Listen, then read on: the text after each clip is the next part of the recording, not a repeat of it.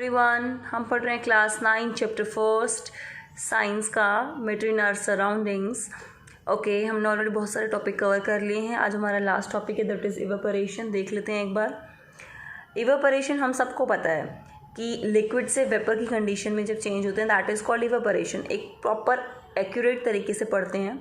Example लेते हैं, where change of state from liquid to vapour, जहाँ लिक्विड से वेपर की तरफ चेंज हो रहा है, takes place without the liquid reaching the boiling point. बिना बॉइलिंग पॉइंट तक पहुँचे हुए जब लिक्विड वेपर में चेंज हो जाता है हम उसे इवेपोरेशन बोलते हैं। एग्जाम्पल ले लेते हैं, वेट क्लोथ्स ड्राई अप, गीले कपड़े सूख जाते हैं इवेपोरेशन की वजह से।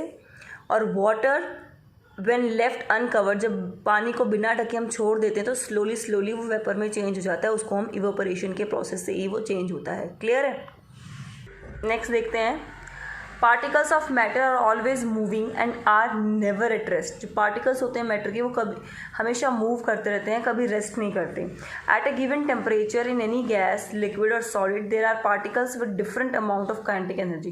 वो ये गिवन टेम्परेचर भी गैस की, लिक्विड के और सॉलिड के जो पार्टिकल्स होते हैं उनमें अलग अमाउंट की काइनेटिक एनर्जी रहती है। ठीक है।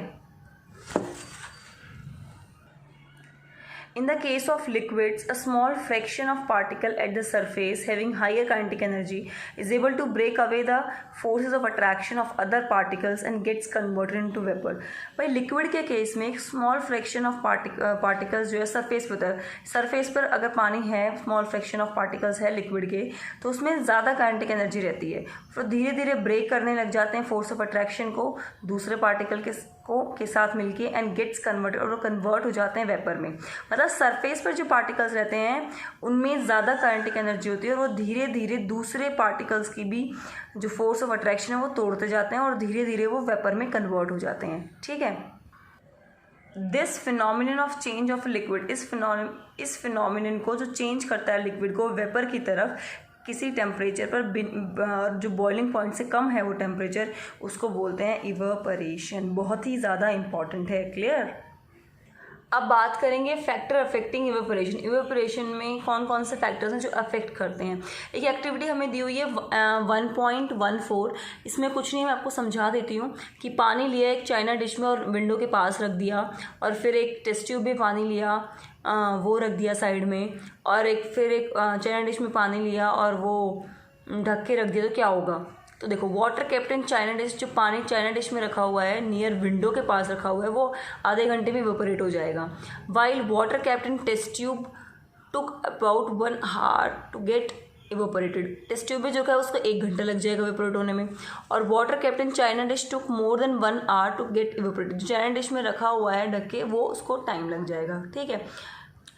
In rainy days double time was taken to get water evaporated. Rainy days में पानी को इवेपोरेट होने के लिए, मतलब पानी को वेपर में चेंज होने के लिए डबल टाइम लग जाता है, क्योंकि इस टाइम हीट मतलब सन नहीं होता ना, इसलिए। This activity shows that the rate of evaporation increases with. तो ये एक्टिविटी शो करती है कि रेट ऑफ इवेपोरेशन जो है वो इंक्रीज होता है। किसके साथ होता है? 4 इसके फैक्टर हैं। First is increase of surface area. Surface area के कारण इंक्रीज होती है evaporation. Increase of temperature, temperature बढ़ेगा तो इवेपोरेशन भी बढ़ेगी। Decrease in humidity, humidity decrease हो जाएगी तो इवेपोरेशन इंक्रीज होगा। इंक्रीज इन विंड स्पीड, अगर विंड स्पीड इंक्रीज होगी तो इवेपोरेशन भी इंक्रीज होगा। क्लियर है? ओके, बात करते हैं फर्स्ट की इंक्रीज ऑफ सरफेस एरिया। जो हमारा इवेपोरेशन है वो सरफेस फिनोमिनन है। ये सरफेस वर्ड आ जाएगा फिलिप्स में कि इवेपोरेशन कैसा फिनोमिनन है हमारा? Surface. If the surface area is increased, अगर सरफेस एरिया इंक्रीज होगा तो the rate of evaporation increase. अगर सरफेस एरिया इंक्रीज होगा तो इवेपोरेशन भी इंक्रीज होगी, जल्दी होगी। फॉर एग्जाम्पल, अगर हम क्लोथ्स जो हैं वो ढंग से स्प्रेड करके ढंग से सुखाएंगे, अच्छे से सुखाएंगे तो वो जल्दी सूख जाएंगे, और ऐसे ही आप डाल दोगे तो वो लेट सूखेंगे। ठीक है। Second, increase of temperature. अगर टेम्परेचर बढ़ेगा तो हमारे इवेपोरेशन का प्रोसेस भी जल्दी होगा। With the increase of temperature more number of particles get enough kinetic energy to go into the vapour state. अगर टेम्परेचर इंक्रीज होगा तो ज़्यादा पार्टिकल्स में जो काइनेटिक एनर्जी है वो वेपर स्टेट में जल्दी कन्वर्ट हो जाएगा। ठीक है। Decrease in humidity. ह्यूमिडिटी होती क्या है? Humidity is the amount of water. Humidity वो अमाउंट है वाटर वेपर की जो हमारे एयर में प्रेजेंट रहती है, मतलब एयर के अंदर जो वाटर वेपर की अमाउंट प्रेजेंट रहती है उसे हम ह्यूमिडिटी बोलते हैं।